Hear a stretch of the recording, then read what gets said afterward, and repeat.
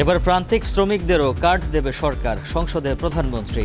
টিকা ইস্যুতে অন্তর্বর্তী সরকারের অব্যবস্থাপনা দায়ী।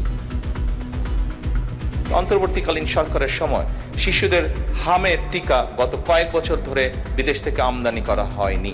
কৃষক কার্ডের মাধ্যমে আমরা যেই অর্থনৈতিক সহযোগিতা করছি, সেখান থেকেই একদম শ্রমিক যারা আছেন তারাও সেই সহযোগিতার অংশীদার হবেন। ফিলিং স্টেশনে দীর্ঘ লাইন, জ্বালানির সরবরাহ বাড়লেও পর্যাপ্ত নয়, গণপরিবহনে ভাড়া বাড়ানোর বিষয়ে সিদ্ধান্তকাল।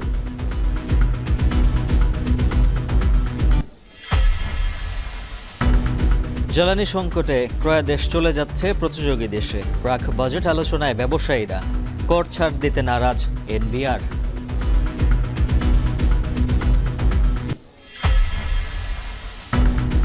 আগের বছরের দামেই ধান, চাল, গম কিনবে সরকার। দেশে খাদ্য ঘাটতির কোনো শঙ্কা নেই জানালেন স্বরাষ্ট্রমন্ত্রী।